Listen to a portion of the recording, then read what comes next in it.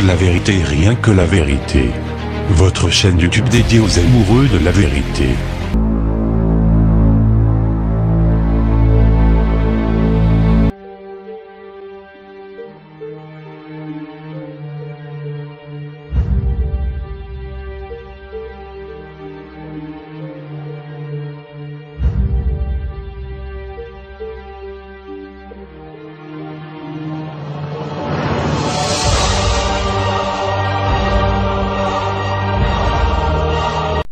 Aujourd'hui, le corps du Christ est divisé sur la Shekinah. Pendant des années et des années, des dizaines d'années, des vingtaines d'années, tout était clair sur la Shekinah. Quand on disait Shekinah dans les églises, Shekinah, c'est la gloire de Dieu, c'est la présence de Dieu. Ainsi, il y a des églises qui portent le nom de Shekinah. Il y a des enfants qui portent le nom de Shekinah. Il y a même des serviteurs de Dieu qui portent le nom de Shekinah. Même des groupes musicaux qui portent le nom de Shekinah. Même des chaînes de télévision qui s'appellent Shekinah. Parce que pour nous, Shekinah, c'est la gloire de Dieu manifestée. Mais il y a aujourd'hui des rabbins juifs qui viennent de dire que la Shekinah n'est pas la présence de Dieu. Selon les kabbales juives, c'est-à-dire l'occultisme des juifs, la Shekinah c'est un démon qui a la forme d'une femme. Et ainsi, ils disent que ceux qui sont dans les églises de réveil, qui disent Shekinah, invoquent notre Shekinah. Ah oui, et il y a même des gens qui n'arrivent plus à chanter Shekinah, à dire Shekinah, et si tu dis Shekinah, tu es sataniste. J'aimerais répondre à cela et on va finir. Voici, c'est vrai, dans les kabbales juives, il y a un démon qu'on appelle Shekinah. C'est vrai. Voici, c'est vrai, dans les kabbales juives, il y a un démon qu'on appelle Shekinah. C'est vrai, c'est vrai, c'est vrai. Prenez $1 dans votre poche, regardez le grand sceau. Vous remarquerez dans l'envergure de l'aigle, vous verrez l'étoile de David, faite de 13 étoiles. Pourquoi est-ce que l'étoile de David est là-dedans? Autour de cette étoile, le nuage et la gloire Shekinah éclatent, symbolisant la gloire Shekinah qui était au-dessus du tabernacle. George Washington a dit « Je veux que ce soit sur le dollar pour que les gens reconnaissent la contribution que le peuple juif a fait aux États-Unis d'Amérique. »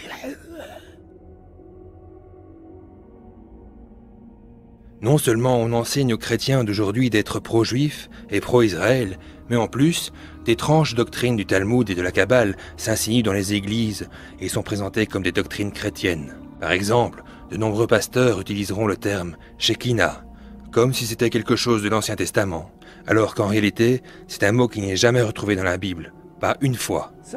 Donc la Shekinah fait référence à la présence divine. Et c'est un mot féminin en fait, ce n'est pas masculin. Par exemple, si Moïse de Léon avait sorti que « J'ai eu l'idée que Dieu est une femme », il se pourrait que ça ne soit pas très bien passé. Mais maintenant, il a dit que l'ancien rabbin Shimon nous enseignait à propos de Shekinah, la moitié féminine de Dieu et de sa romance avec son partenaire divin, le Saint béni soit-il. Donc, il y a une croyance que Dieu pouvait être à la fois mâle et femelle. The Shekinah is the indwelling presence of God in the universe. It's what emanates from the being of God. La Shekinah est la présence de Dieu demeurant dans l'univers. C'est ce qui émane de l'être de Dieu. Mais pour les Juifs, Shekinah et Dieu sont une seule et même chose. Et il est presque interdit de les séparer. Dieu se manifeste lui-même ou elle-même, tout simplement sous la forme de l'inspiration de la Shekinah. Shekinah est quelque chose qui fait partie du Talmud, quelque chose qui fait partie du judaïsme, pas de la chrétienté. Et pourtant, combien de prédicateurs baptistes ont utilisé cette phrase, la gloire Shekinah, dans l'Église, et ce n'est même pas scriptural. Shekinah est quelque chose qui fait partie du Talmud, quelque chose qui fait partie du judaïsme, pas de la chrétienté. Et pourtant, combien de prédicateurs baptistes ont utilisé cette phrase, la gloire Shekinah, dans l'Église, et ce n'est même pas scriptural. Shekinah, Shekinah, Shekinah, Shekinah, Shekinah, oh Shekinah, Shekinah, Shekinah,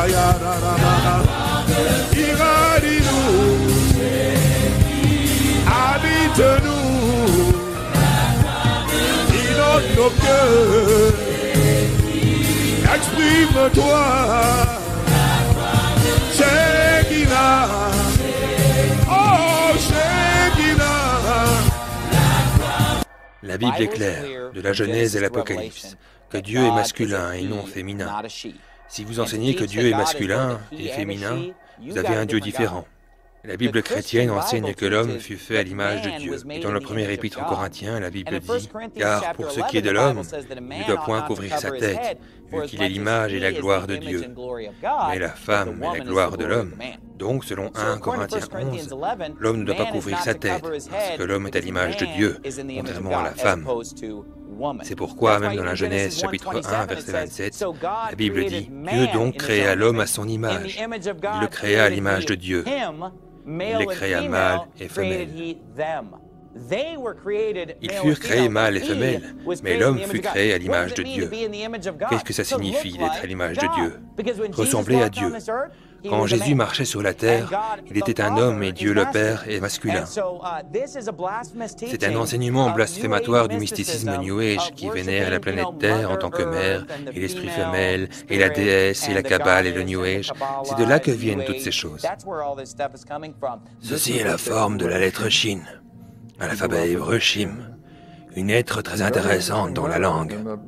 C'est la première lettre du mot Shaddai, la première lettre du mot Shalom et la première lettre du mot Shekinah, ce qui est le nom de l'aspect féminin de Dieu.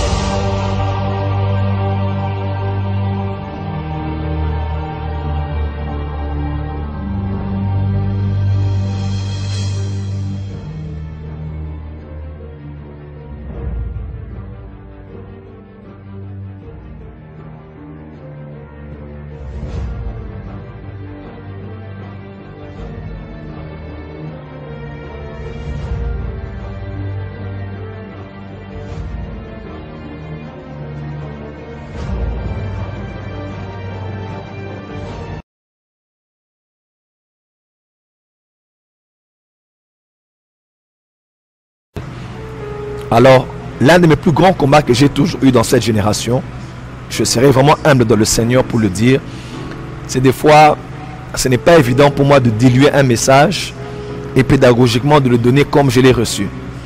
Voyez-vous, ça fait quelques années, par la grâce de Dieu, je suis l'un des hommes de Dieu francophones qui a donné, excusez-moi, par qui Dieu est passé pour donner une lumière sur le ministère des anges. Je considère, moi, que les anges sont des esprits au service du Seigneur. Oui. C'est le Seigneur qui doit être prêché. Mais quand vous parlez du ministère des anges, qu'est-ce qu'un chrétien qui apprend ce genre de choses? Ça change quoi dans sa vie? C'est là qu'on dit de vous que vous commencez un peu à détourner le message, centraliser le message sur Jésus, au lieu de nous parler des anges par exemple. Vous savez, par exemple, aujourd'hui, l'une des voies par laquelle la reine de Saba a connu la gloire de Salomon, c'est par la gloire de ses serviteurs. C'est par la gloire de ses serviteurs qu'on a connu la gloire de Salomon. Autant que l'on voit la gloire d'un Seigneur par ses sujets, autant que le Seigneur veut, en voyant la gloire de ses anges, que nous puissions voir la gloire de ce qu'il est. Et c'est la méthode que Dieu est en train d'appliquer aujourd'hui. Nous ne parlons pas des anges dans le terme de les adorer. Nous ne tombons pas dans le piège de l'église de Colosse pour ne pas faire le culte des anges. Nous ne sommes pas là. Mais nous voulons révéler aux chrétiens, à part le fait qu'on vous ait beaucoup prêché sur vos ennemis, vous devez aussi connaître vos alliés. Vous connaissez bien l'histoire du serviteur d'Élysée. Il était avec son serviteur et tôt le matin, ils ont vu une grande armée qui sont venus pour leur arrêter. Qu'est-ce qui s'est passé? Le serviteur a eu peur parce qu'il n'avait les yeux fixés que sur les ennemis. Mais le temps est arrivé où le prophète a dit, sois calme, parce qu'il voyait ce que l'autre ne voyait pas. Il pouvait voir en esprit. Et il a vu une grande armée qui était autour de lui. il a prié pour son serviteur, il a vu et il a pu voir, il a pu avoir l'assurance parce qu'il ne voyait que les ennemis et lorsqu'il a vu les alliés, il a eu la paix. Beaucoup de chrétiens aujourd'hui ont peur, sont devenus suspicieux, sont devenus haineux, sont devenus mauvais. Pourquoi? Parce qu'ils ne connaissent que leurs ennemis. Les chrétiens ont peur de dormir, même lorsqu'ils prient, lorsqu'on dit par exemple à l'église que c'est le temps de l'adoration, beaucoup de chrétiens n'arrivent même pas à pouvoir adorer. Mais quand on dit combat spirituel maintenant, vous allez voir comment les gens vont battre les mains et vont pouvoir prier. Les gens sont plus habitués à la présence du diable qu'à la présence de Dieu. Alors que dans l'Apocalypse, Christ a reproché l'église d'avoir sondé les profondeurs de Satan. La Bible ne dit pas connaissez et cherchez à connaître l'ennemi ou bien votre arbre généalogique. Mais on dit chercher à connaître et chercher à connaître l'Éternel. Donc le royaume des cieux est composé de toutes ces choses. Il y a le roi des rois, il y a son armée. Et ce n'est pas mauvais si on parle de ces alliés qui sont avec nous. Prêcher l'évangile ne veut pas dire prêcher Jésus. Prêcher l'évangile veut dire prêcher la parole de Jésus. La parole de Jésus, c'est Jésus lui-même. Non, la parole de Jésus parle aussi de l'amour. La parole de Jésus parle aussi du pardon. La parole de Jésus parle aussi du royaume. La parole de Jésus parle aussi de la famille. La parole de Jésus parle aussi des anges. C'est un sujet dont on a parlé dans les Écritures, tant dans l'Ancien Testament que dans le Nouveau Testament. Il ne faut pas qu'à cause de certains abus que l'on puisse nier la vérité. La vérité reste la vérité. On doit prêcher la parole autant que je parle du Saint-Esprit, je parle de Jésus. Ceux qui me connaissent savent comment est-ce que je parle beaucoup de la personne du Saint-Esprit, beaucoup de la personne de Jésus. Mais ça n'exclut pas que l'on parle des anges. Est-ce que c'est un péché? Est-ce que c'est anti-biblique alors que la Bible raille cela? Mais si la Bible en parle, nous devons en parler. Alors, le ministère opère avec le ministère des anges. Dites-nous un peu, vous voulez dire quoi? De quoi est-il question ici? Notre but est de pouvoir permettre aux chrétiens d'atteindre une autre dimension spirituelle que dans laquelle ils sont aujourd'hui. Voyez-vous, Papa Perrault, les défis dans lesquels nous sommes aujourd'hui, le contexte dans lequel nous sommes, non seulement sur le plan politique, que sur le plan national, que sur le plan international, le diable a aussi une armée. Le diable a aussi un système qui s'est implanté, qui infiltre les banques, qui infiltre les églises, même jusqu'aujourd'hui. Et ces gens-là opèrent avec des esprits mauvais. Mais Dieu a disposé des esprits pour nous, afin que nous opérions avec eux. Imaginez-vous un peu, on veut le tuer Jacques, Pierre est arrêté, le lendemain on devait le tuer. Mais qu'est-ce qui se fait? L'église prie. Et lorsque l'église prie, elle prie à Dieu, Dieu a envoyé un ange. Et cet ange a sorti Pierre de prison de manière surnaturelle. Nous voulons montrer aux chrétiens comment vous pouvez activer le ministère des anges avec vous. Comment vous pouvez mettre les anges en mouvement tout autour de vous. Nous ne parlons pas ici d'adorer les anges ou de prier les anges. Ça devient compliqué. Non, Joël, toute cette situation. Activez les anges, prions les seigneurs. Pourquoi vous ne voulez plus l'évangile simple? Pourquoi l'évangile n'est plus prêché dans ce pays dans sa simplicité légendaire? Prions les seigneurs. Le Seigneur va décider d'envoyer les... Est-ce que c'est à nous d'activer le ministère des anges? C'est là qu'on parle de cette affaire d'angiologie. Il y a quelqu'un aujourd'hui... L'angiologie fait partie de l'angiologie. Miracle. Est-ce qu'on en a besoin aujourd'hui?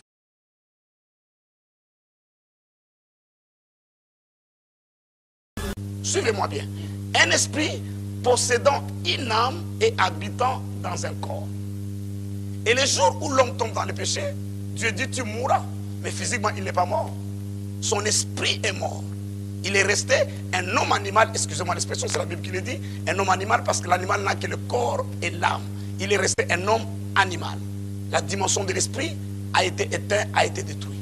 Et lorsque Jésus arrive, il parle de la nouvelle naissance. La nouvelle naissance nous permet donc de renaître en esprit. Nous redevenons des esprits. Je ne suis pas d'accord lorsqu'on dit qu'un homme est composé de l'esprit, corps et âme, 3 parties. Moi je dis plutôt, et la Bible confirme, que l'homme est un esprit possédant un corps, et une âme et habitant dans un corps. Et ce corps, c'est un véhicule. Et cet homme-là, lorsque Jésus les réconcilie à Dieu, mais il entre en contact avec le monde des esprits.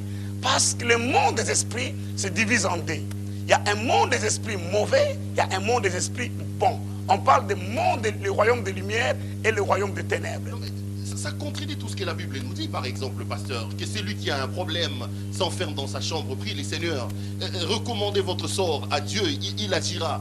Lorsque vous venez, que vous nous dites qu'au-delà de cette prière-là, au-delà de ce que nous faisons, il y a des esprits qui viennent à notre secours, les gens se posent la question de savoir quels sont ces esprits. Nous savons dans la Bible que nous n'avons que le Saint-Esprit et Jésus. Mais vous affirmez qu'un membre de l'ordre de Melchisédek bénéficie du concours de certains esprits qui interviennent dans son cas. C'est ce que je viens de lire. Le problème qui me choque de temps en temps quand je vous reçois les pasteurs, je commence de temps en temps à trouver des similitudes entre ce que vous dites et ce qu'on voit dans le monde que vous qualifiez, vous, de monde occulte. Finalement, on ne sait plus qui copie l'autre. Vous parlez de l'esprit, il y a eu une polémique ici à Kinshasa sur ces phénomènes des gens où les gens doivent commencer à sortir à l'esprit, aller opérer. Donc, ça m'a étonné. Vous habitez Bujumbura, moi je peux sortir ici, je vais chez vous à Bujumbura, j'influence votre esprit. Alors, quand vous dites tout ça, j'ai comme l'impression qu'on baigne également dans cette genre dans cette confusion. J'étais à Bujumbura, je suis venu ici à Kinshasa, sans avoir pris l'avion. Où est le problème? Ah, vous sortez, vous également? Je sors beaucoup. Je sors tout le temps. Ah bah, là, ça devient compliqué, ça. Non, mais je sors facilement, c'est pas un problème. Où est le problème? C'est l'expression sortie de son corps. Ça ne nous est jamais arrivé de prier, de voir que vous êtes quelque part. Non, mais c'est pas vous qui décidez de quand vous allez sortir. Le problème, il est celui-là. Ah, là maintenant, il y a certaines choses qu'il faut expliquer aux gens. Je crois que dans la parole de Dieu, il y a des dimensions qui dépendent du niveau d'âge que l'on a avec le Seigneur. Je ne parle pas ici du voyage astral. J'étais occultiste et je connais bien ces choses.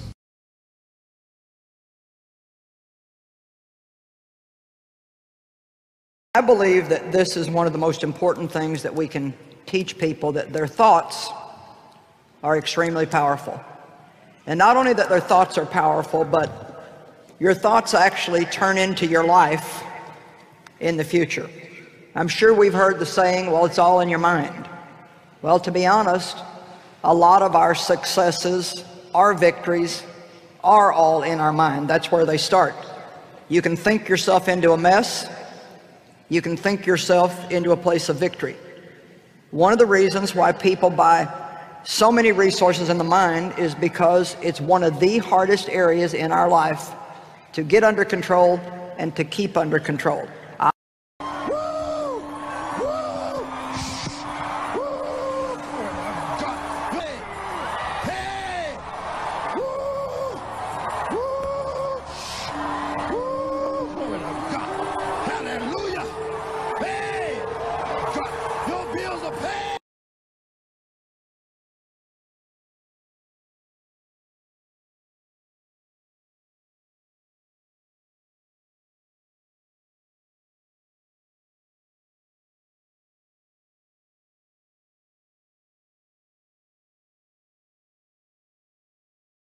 Secret is the law of attraction. Everything that's coming into your life, you are attracting into your life. And it's attracted to you by virtue of the images you're holding in your mind. It's what you're thinking. You see, whatever is going on in your mind, you are attracting to you. Now, wise people have always known that. You can go right back to the ancient Babylonians. They've always known this. It's a small, select group of people. Why do you think that 1% of the population earns around 96% of all the money that's being earned? Do you think that's an accident? It's no accident. It's designed that way. They understand something. They understand the secret. And you...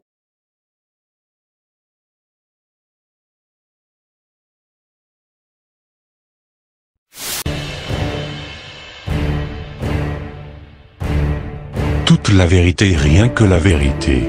Votre chaîne YouTube dédiée aux amoureux de la vérité. C'est aussi un lanceur d'alerte qui contribue à une meilleure information des chrétiens. Qui révèle et signale un état de fait mettant en lumière des fausses doctrines ou faux enseignements qui constituent une menace et véritable danger pour le peuple de Dieu. Toute la vérité, rien que la vérité, n'a qu'une ambition, c'est d'être la sentinelle sur la tour. Pour mettre en garde le peuple de Dieu contre les loups ravisseurs qui ont infiltré l'Église. Toute la vérité, rien que la vérité. Votre lanceur d'alerte. Des vérités fondées sur la parole de Dieu. Face à cette vague d'apostasie et de séduction dans le monde évangélique, les vrais disciples du Seigneur Jésus ont pour GPS les enseignements des apôtres, dans lesquels ils doivent persévérer. Actes chapitre 2 verset 42.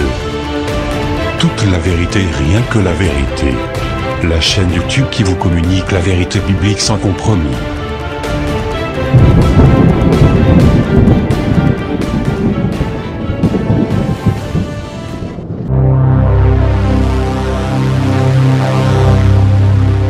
Abonnez-vous et cliquez aussi sur la petite cloche de notification pour ne rien rater de nos prochaines vidéos. N'oubliez pas de partager aussi la vidéo et de la liker.